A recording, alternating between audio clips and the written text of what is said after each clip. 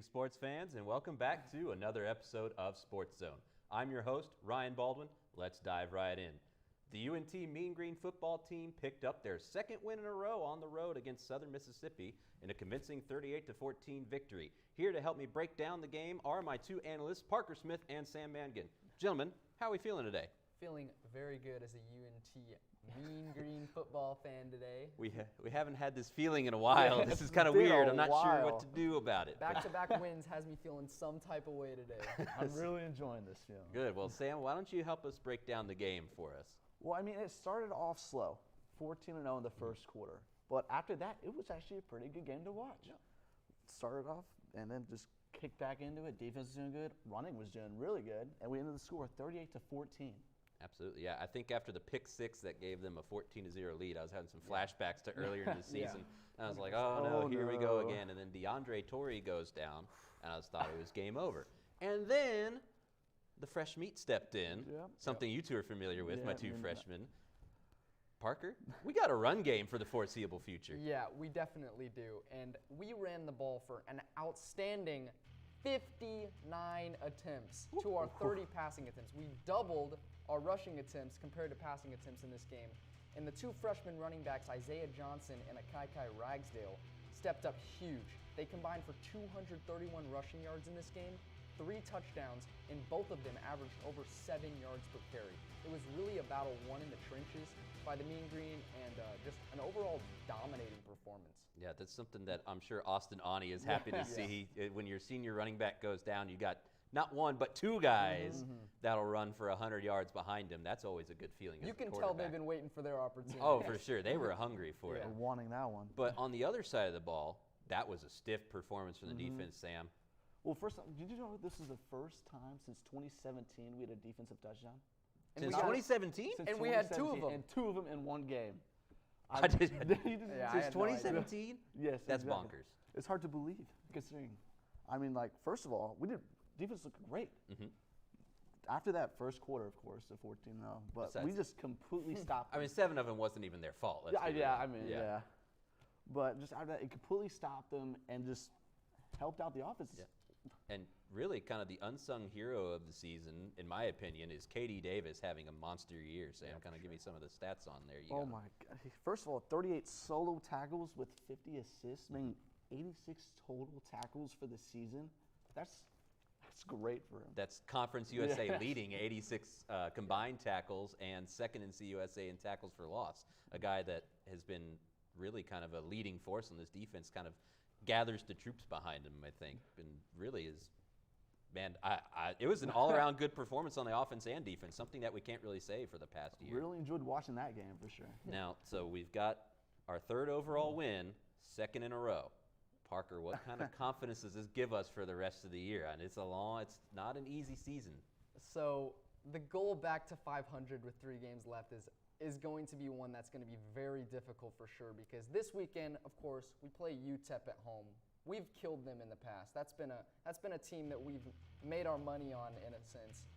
So hopefully we get the win on homecoming against UTEP, but then we got to go play UTSA, who's nationally ranked. I don't know if I think I might have actually 0 confidence in us to beat that team, but if somehow we manage to do that and then win the next game, we will be 6-6 on the season. I don't know how confident I am in that. Very little, actually, but. Well, don't forget, we also have FIU in between there, and I think we found with this team that no game is a gimme game. No, definitely not. So Sam, Parker kind of gave us the overall view, but let's kind of start with homecoming game. Confidence in the homecoming game versus UTEP? Have it, not have it? I do have some confidence. That's just with our history with this team, especially on homecoming, all the fans going out cheering. I feel like it's going to be a good game. How about FIU? Still confident? Not as much, but not as much. And then I'm going to guess the confidence goes out the window when it comes to UTSA. It slowly goes down as time goes on. Well, that's unfortunate, but hopefully they'll be able to put together a nice win. I'm kind of feeling the little bit of, the team feels better, I think. And I think when you get 2 freshman players that come in here and provide such a big spark to the team, I almost feel like it's kind of a motivation for the seniors, for the upperclassmen. It's like, man, if these freshmen are going to step up and do this much to support the team, we gotta get our act together as well. And we saw that kind of with that Katie Davis touchdown, and then we had another scoop and score in the third quarter, and it was like once this run game started going and the offense started playing right, the defense really stepped up as well, and it was just an overall team performance. Yeah, excellent point. They really kind of, after this rough start, really came together and decided, nah, we're still going to win this game. Exactly. And it was a good sight to see. On the other hand, coming up next, we're going to take a look at what was the opposite of a good sight to see. Don't go anywhere because we got to talk Cowboys. Texas, where our pride, strength, and unity keep our spirits high as we march forward. Showing our pride by saying don't mess with Texas means we all got to step up. Walk the walk, do our part to keep Texas clean and safe. Because after all these years, all these miles, all these traditions, for all of us Texans, including me, Matthew McConaughey, don't mess with Texas means don't litter. Your voice, your vote. In our democracy, they matter. Make yours count. Get registered, learn the issues, and vote by or on November 3rd. Visit vote411.org. This message is furnished by the National Association of Broadcasters. This new mom is struggling to get the skates just right. Now she's holding on for dear life. You don't have to be perfect to be a perfect parent. Thousands of siblings in foster care will take you just as you are.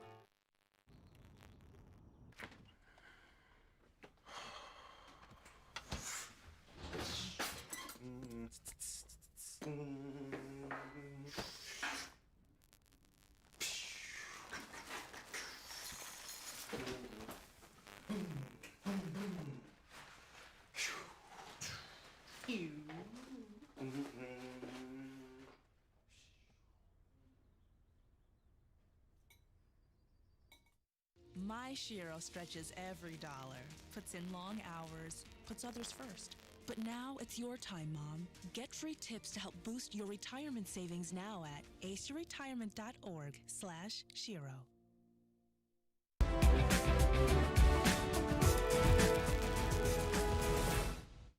To Sportszone.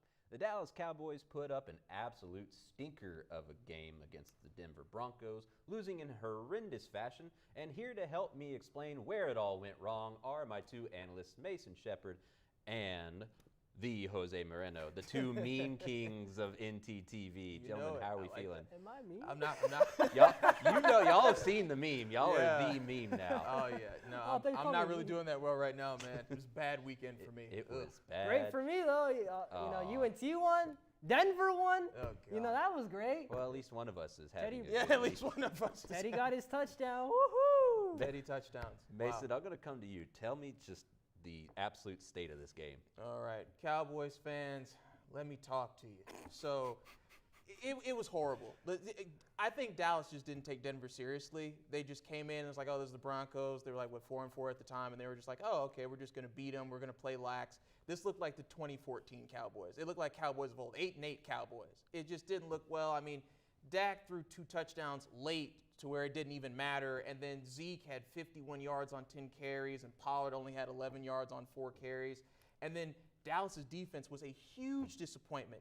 They gave up 191 yards rushing. Javonte Williams just averaged 6 yards a carry. It was ridiculous, the lack of defensive commitment, and then Diggs was getting beat left and right. So overall, it was an ugly game. Yeah, I had them on my fantasy team of defense, and they single-handedly lost me the game. Wow. So, At least you lost something this weekend. As our good old friend Jason Garrett would say, we lost in all 3 phases on Sunday. It was bad. I'm gonna say I think Dak's injury definitely played to full effect here. He's still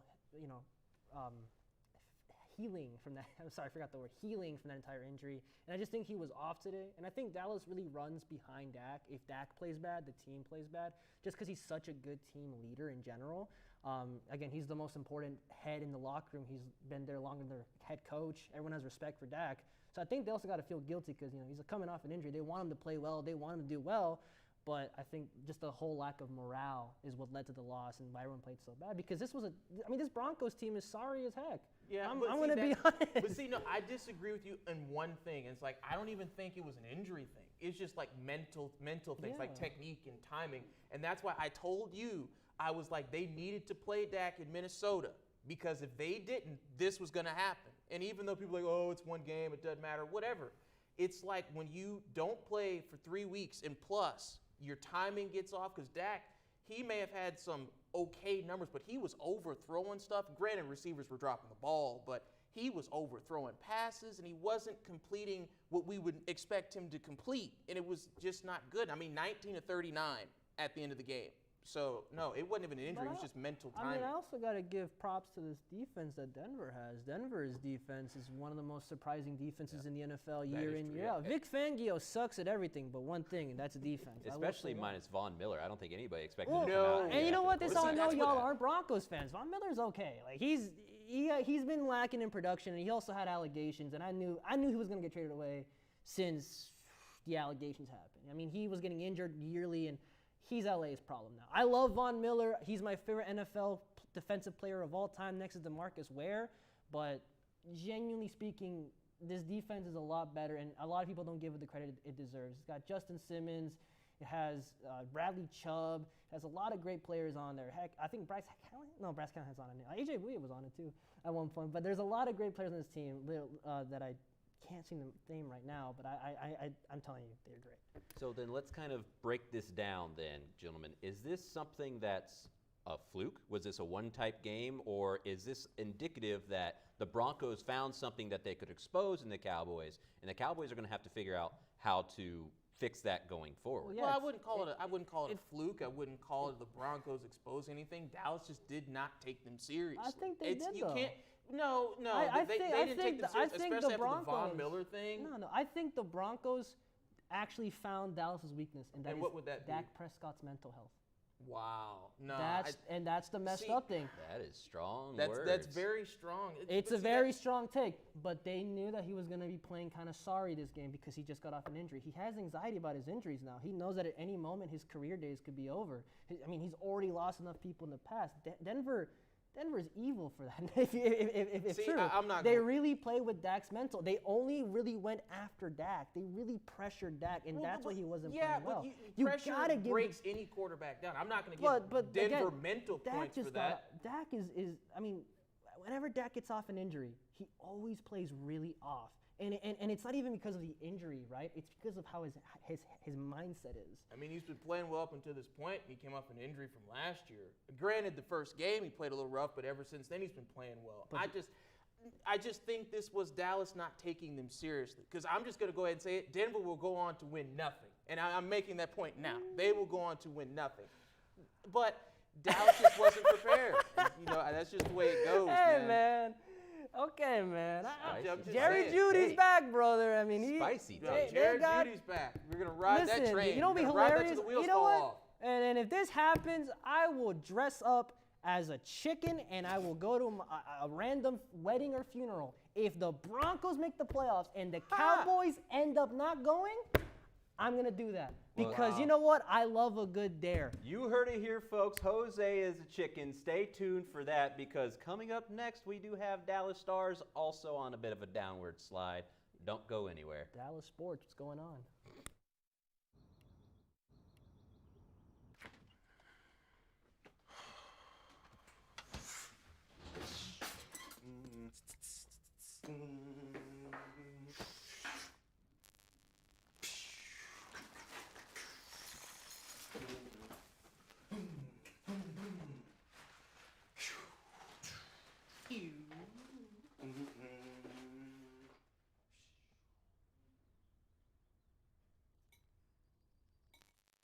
Texans always get the job done, especially when we work together.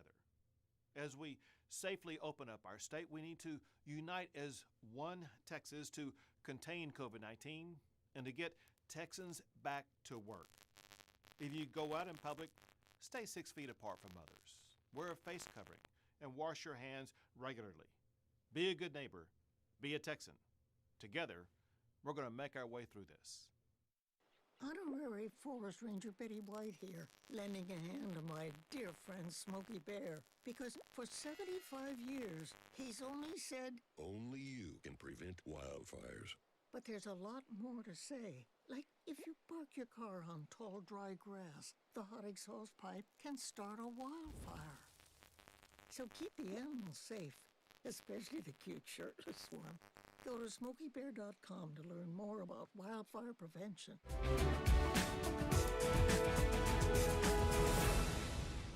Back to Sports Zone. The Dallas Stars are 4-5-2 through the early part of the season, and that's not what a lot of people are expecting coming in from a team that had just reached the Stanley Cup Finals a couple years ago. Here to break down the start of the season for me are my two analysts, Alec Rapp and Jeremiah Russo. Gentlemen, how are we feeling?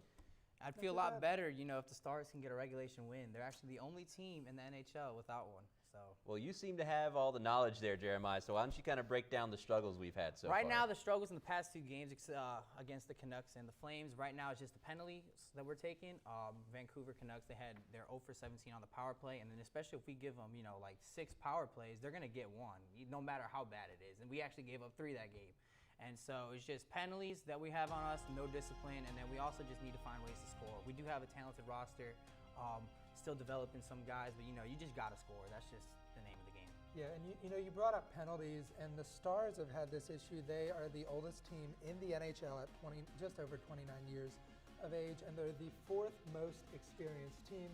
You talked about against the last 2 series they have, you had your guys on your top line, 2 of those guys with 2 penalties, and that's something you just can't do. You're expecting more from a team with this level of experience.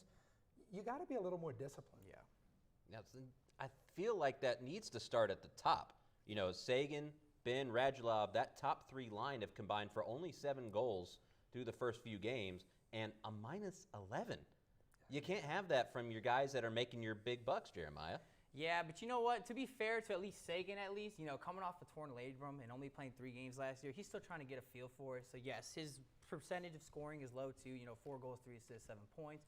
But yes, I am going to say we are going to have to switch up this offensive line. Bring Ben down, bring up Jason Robertson. Jason Robertson was the Rookie of the Year last year. And also we're going to try to bring up, let's bring up Alexander Radulov. We're going to send him down, actually. We're going to bring up Dennis Gurianov, who can actually help generate some points right there. Yeah, there's that saying that we all know, it's, if it's not broken, don't fix it. Well, they're very clearly broken. It's broken right now. It's about as broken as it can get right now. And you brought up a really good point. There's definitely some guys that they need to move in there. I think moving Joe Pavelski up, bringing Radulov down, I think you can leave your other 2 there, Sagan and Ben. And if that doesn't work, then I think you kind of start to move on and keep, just tinkering with that lineup until you find something that works. That is kind of the nice thing about hockey more so than other sports is that you have that ability to kind of mix and match players and try and find something that works when something's not working. Exactly. Speaking of not working, the goalie situation has been aggressively averaged, let's say. Braden Holtby about middle of the pack. Khudobin has not been playing particularly well. Not awful, but just not very well. Well, here's the thing with Holtby, though. The Stars signed him for a 1-year, $2 million contract, but he's also coming off his worst career stats ever. He has 7 wins, 11 losses, and 3 OTLs with the Vancouver Canucks. And so this was kind of a gamble for the Stars to kind of take on Holtby. But yes, I do agree that there is some problems that we are going to have to address the goaltending situation. So where do those problems start? Where do you even start looking at those? Because Ottinger's still waiting in the wings, but Bishop is eligible to return from IR. But Alec, this is kind of a dicey situation. It really is. And, Bishop, it's one of those things where you have a knee injury. And statistically speaking, a knee injury in a goalie isn't a good thing. But with the advances in medical technology, they have a better chance of playing a good 5+ years after that surgery and not re-injuring that knee. I think if Ben Bishop can't play, you have to look elsewhere. You have to get rid of him. I think Outinger's the guy. We saw him a little bit last year. Last season, he played pretty well. They sent him back down to develop with the Stars, the Texas Stars, that is. I think you're just going to have to bring him up at some point this year. Jeremiah, you agree? Because I think we are going to play a short game called Start, Bench, and Trade. Ooh, so we can throw it up there. I kind of have that already set up. So I have right now, whenever Ben Bishop gets back and healthy to go, we're going to have him start. Rick Bowness obviously was with them in Tampa Bay for 6-7 years. So he's going to have they have that relationship, and he knows what he can get out of Bishop even after this injury. Even if that's not until April, you're starting Bishop. I'm going to start Bishop. But then this is where we kind of get in that dicey situation. We're going to bring up Jake Ottinger. We mentioned earlier, or you just mentioned right now, he was one of the top goalies. And he's actually the youngest goalie in the Stars franchise history to get a shutout win at 22 years old.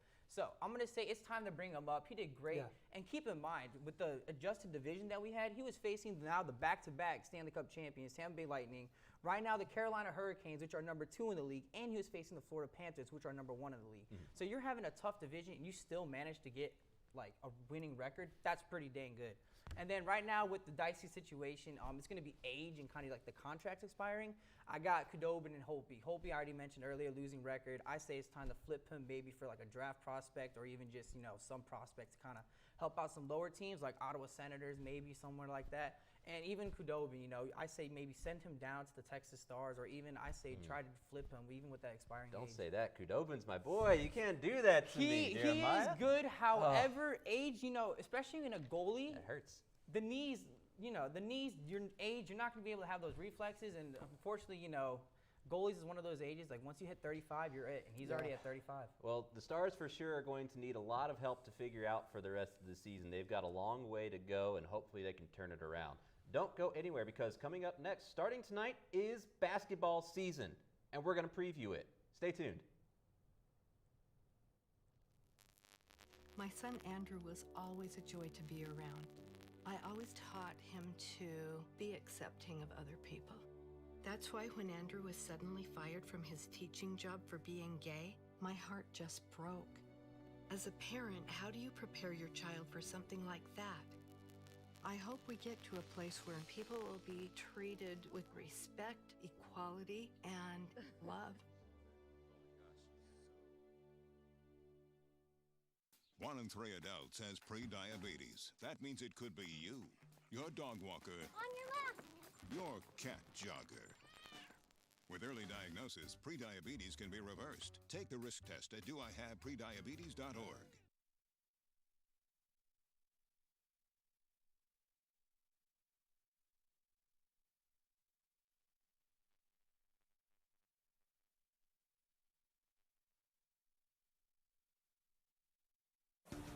Making is, in essence, telling a story. Every time I make something, I'm telling a story. When a kid gets their hands on the world and learns that they can make their fantasy play, that they can make their reality, that's power. As far as I'm concerned, everyone should feel that kind of power. So if there's something that interests you, go figure out how to do it. Go tell your own story. There it is. I want to know why you make. Share your own Why I Make story today. Visit whyimake.org.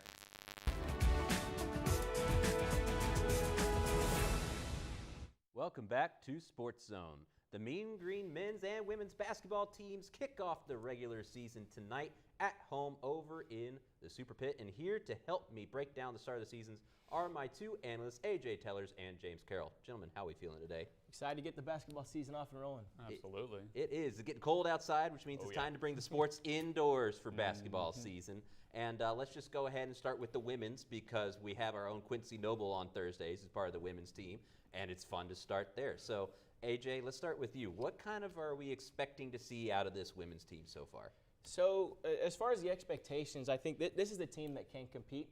I think this is a team that has an opportunity to be improved from last season.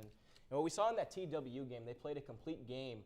I know it's the preseason, but they were in control from the onset, from the start of that game. They out-rebounded TW. They won in every statistical category that was meaningful. And they had 4 starters that got to double digits in points. And they controlled the game from the get-go.